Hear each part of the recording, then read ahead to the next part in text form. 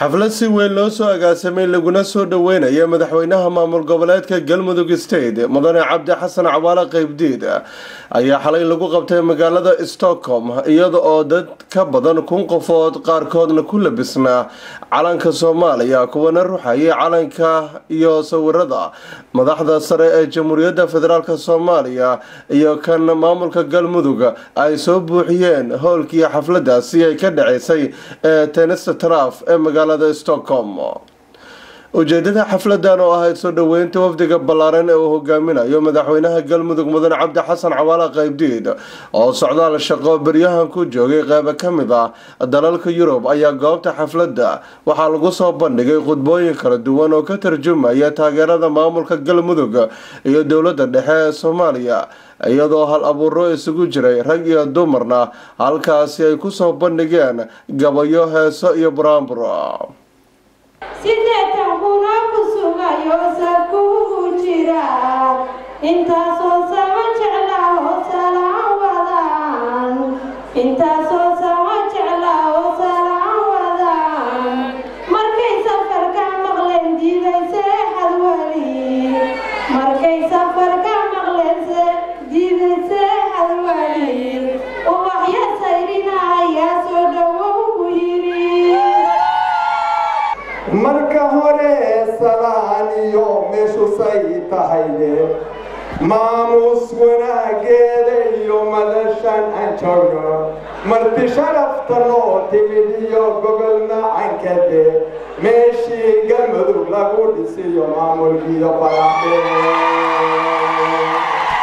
xafladan oo abaabulkeeda si weyn ay uga soo shaqeeyeen jaaliyada Galmudug ayaa waxaa sidoo kale ka soo qayb galay wakiilo iyo jaaliyadaha ku nool qaar ka mid ah dalalka Yurub iyo gobolada dalka Sweden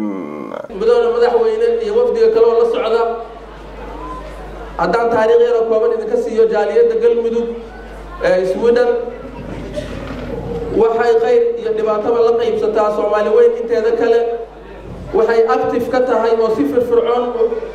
wax walba uga qayb qaadataa Soomaali weyn inteeda kale waxay kala u taagan tahay horumarinta iyo ka qayb qaadashada iyo dib u dhiska guud ahaan dalka Soomaaliya gaar ahaan Galmudug maanta waxay u baahatay taageero masxaro badan loo baahdo nimankan waxay ku soo shaqeeyeen duruufaad adag ayaa Galmudug yaala waxaa taala abaar waxaa taala jaahilnimo waxaa taala cudur waxaa taala siyaasad intaasoo dhan waxay u baahan wax qabad u baahan gacanta uma baahna safka la soo galay ila masxarada anoo ku hadlahay jaaliyada Galmudug isna ku hadlahay magaalada Yataboori oo la yiraahdo jaaliyadana badbaado qaran waxaa halkan salaan diiran oo kala gacal aniga iyo wafdi aan ka midnahay Nuraan Cali Dabaali iyo dhalinyaro badan oo ila socota oo ka imaatay magaalada Yataboori waxaan salaan qaaliyo oo sharaf badan u wadnaa madaxweynaheena Galmudug State Cabdi Xasan Cawaale Qaybdiid iyo wafdigiisa xarafad iyo wasiirka caafimaadka madaxweynaheena Galmudug waxaan leenahay soo dhawow iyo wafdigiisa sharafta leh annagana laftigeena waxaan nahay wafdi kale waxaan leenahay annaga is soo dhaweynayno adeer soo dhawow waxaan u wadaa adeerkay shahaado sharaf aan u sameynay hooyooyinka qaranka ee UK madaxweyne xasan sheekh kalsooni aan ku qabo daraadeed waxaan hubaa inuu kaalintii uga aadeen sida maamulada guud ahaan iyo gaar ahaan xoojintii Galmudug State uu diyaar u yahay kana shaqeyn doono bilaha kariim Soomaaliya ha noolaato madaxweyne xasan sheekh ha noolaado madaxweyne ha noolaado xasan sheekh maxamuud ha noolaado xasan sheekh maxamuud ha noolaado madaxweynaha maamul goboleedka Galmudug Mudane Cabdi Xasan Cawaale Qaybdiid oo halkaasi ka hadlay ayaa waxa uu si weyn u amaanay qaabka quruxda badan ee lagu soo dhaweeyay dalka Sweden waxaana warbixin dheer uu ku cabiray xaaladaha siyaasadeed tan dhaqan dhaqaale ee Galmudug iyo himilooyinka mustaqbalka la xiriirta balaarinta maamulka Galmudug waxa walaalayaal hadafka iyo ujeedada Galmudug loo arrinta galmudug maamulka galmudug in la gaarsiiyo dhammaan gobollada dhexe ee dadka ka soo jeeda gobollada dhexe inay la wadaagto ayaa hadafkeeda koowaad ka mid ahaa ma ahayn inay keligeed meel ayadu istaagto maamulka walaalaheen xibin iyo xeeb oo aan isku hayno inay la yeelato xiriir wanaagsan waxay ahayd maamullada kale sida muxuu ahaa al-sunna wal-jamaaca inay la yeelato xiriir wanaagsan waxay ahayd sidoo kale gobollada dhexe oo dhan hiiraan dhammaan gobollada dhexe inay la wadaagto maamulkeedu inuusan ku ekaan inta hadda ay ka taliso walaalaheen